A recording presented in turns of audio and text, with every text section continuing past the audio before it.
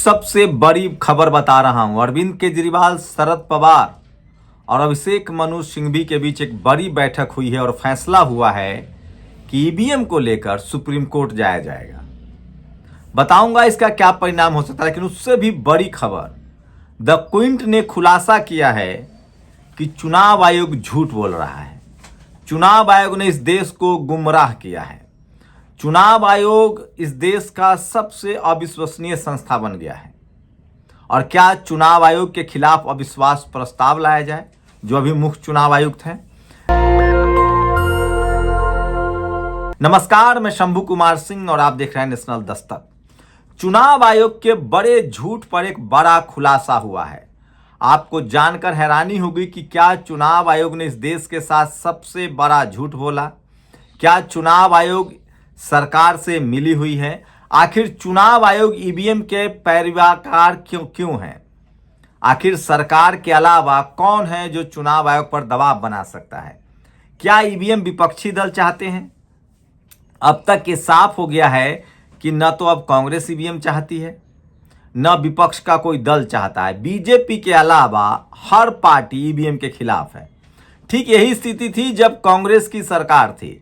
कांग्रेस की सरकार के समय भी पूरा विपक्ष ईवीएम के खिलाफ था, तब सिर्फ कांग्रेस ईवीएम के साथ थी। इसका मतलब आज के समय में बीजेपी बोले या न बोले, इसका मतलब साफ है कि ईवीएम जो है वो बीजेपी चाहती है कि ईवीएम खत्म ना हो, क्योंकि वो सत्ता में है। अब बात करेंगे चुनाव जीतने वाले लोगों को। सुप्रीम कोर्ट ने अभी हाल ही में लॉजिक दिया था कि जब आप चुनाव हार जाते हैं तो ईवीएम का मुद्दा उठाते हैं और जब जीत जाते हैं तो ईवीएम पर चुप रहते हैं। दरअसल संसद में अखिलेश यादव ने डंके की चोट पर कहा था कि भले मैं यूपी में 80 की 80 सीटें जीत जाऊं तो भी मैं ईवीएम के खिलाफ हूं। अभी हाल ही में झारखंड में जेएमएम ने चुनाव जीतने के बाद हेमंत सोरेन ने कहा कि अगर ईवीएम नहीं होता तो मैं 75 सीटें जीतता। इसका मतलब है कि विपक्ष पूरा तैयार है, हमारी सरकार कैंसिल कर दी जाए, जहां इक्का दुक्का राज्यों में जो विपक्ष की सरकार है उसको भी खत्म कर दिया जाए और पूरे देश में क्यों न बैलेट पेपर से चुनाव करा लिया जाए।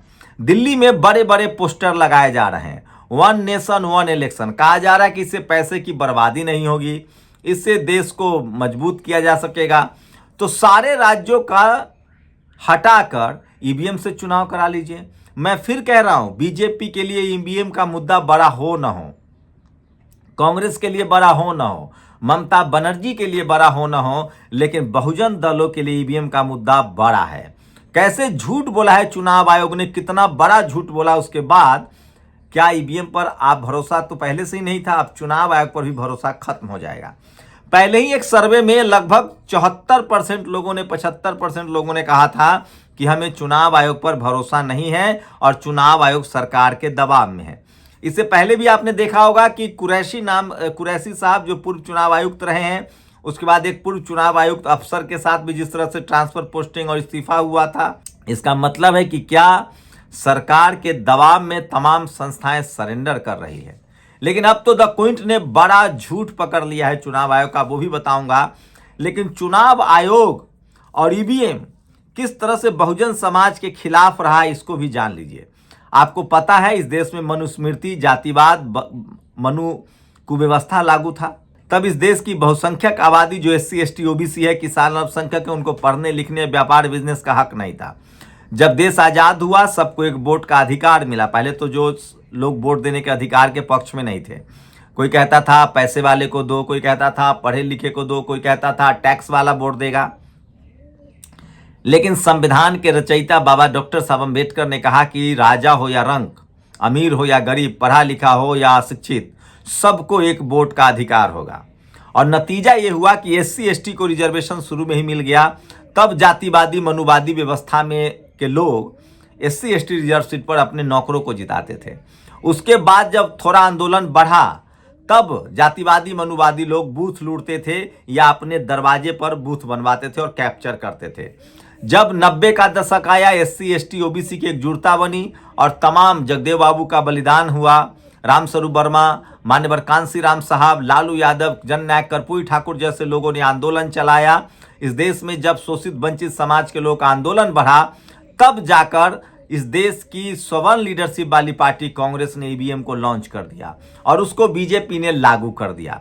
वाम से जो ईवीएम के खिलाफ सबसे बड़ा आंदोलन चलाता रहा है, वो पहले से ही कह रहा है कि कांग्रेस बीजेपी में पैक्ट है और कांग्रेस बीजेपी एक बार मैं ईवीएम से, एक बार तुम ईवीएम से। इसमें सबसे ज्यादा नुकसान Sapa, Basapa, RJD, JDU, JMM का हो रहा है। सोचिए, Lalu Yadav back to back 3 बार चुनाव जीते थे बिहार में, तब चुनाव आयोग में एक सवर्ण टीएन सेशन, जिसको सो कॉल्ड ईमानदार कहा जाता है, मैं फिर कह रहा हूं, इस देश के media, judiciary, college, university, bureaucracy, business सब तब ईमानदार हो जाते हैं जब सत्ता में कोई एससी, एसटी, ओबीसी का शख्स बैठा हो।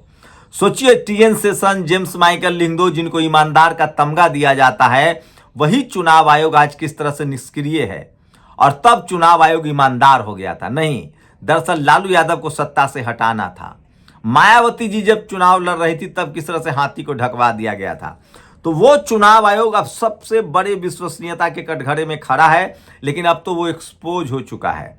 सोचिए, चुनाव आयोग ने कहा था डंके की चोट पर, मैं बार बार कह रहा हूं कि इसी तरह से मीडिया, जुडिशरी भी काम करता है। इस देश के पत्रकार ईमानदार हो जाते हैं जब सत्ता में कोई दलित पिछड़ा हो या बैकवर्ड लीडरशिप वाली पार्टियां हो।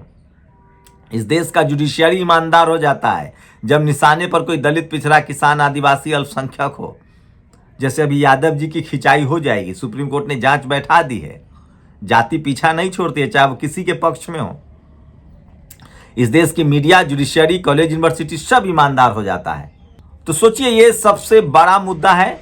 अब सोचिए किस तरह से चुनाव आयोग की विश्वसनीयता पहले ही खतरे में थी। ईवीएम से सबसे ज्यादा नुकसान एससी, एसटी, ओबीसी को है, उनकी लीडरशिप वाली पार्टियां। राजेंद्र प्रसाद सिंह कहते हैं कि बीजेपी, कांग्रेस छोटे पार्टी है, छोटा दल है, इनके पास पैसा है, मीडिया है, जुडिशरी है, जातीय वर्चस्व है, इनके पास वोट नहीं है। इस देश में 90% वोट एससी, एसटी, ओबीसी, किसान, अल्पसंख्यक का वो गैर सवर्ण लीडरशिप वाली पार्टियों के पास है। Sapa, Basapa, RJD, JDU, JMM जैसी पार्टियां, डीएम की जैसी पार्टियां हैं।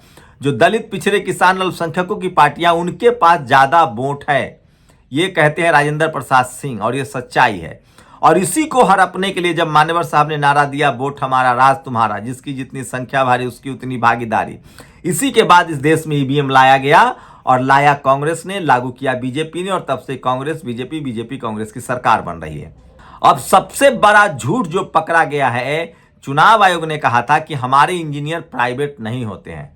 द क्विंट की रिपोर्ट है कि पूरे देश में 99% इंजीनियर प्राइवेट रखे जाते हैं। प्राइवेट इंजीनियर जो है वो ईवीएम की देखभाल करते हैं, वही ईवीएम को चलाते हैं। सोचिए, इतना बड़ा झूठ।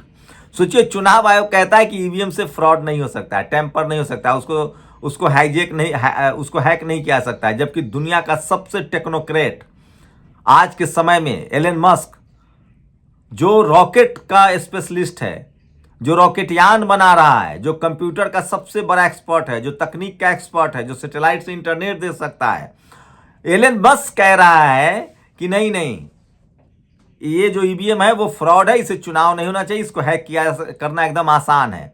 अब सोचिए, एलन मस्क जो दुनिया का सबसे अमीर आदमी नहीं है, जिसके पास इतना धन संपत्ति है कि 3-4 देश की इकोनॉमी उसमें घुस जाए, तो आप एलन मस्क के तकनीक को मानेंगे जो आधा घंटा में आपको दिल्ली से अमेरिका पहुंचा रहा है, या आप चुनाव आयोग को मानेंगे?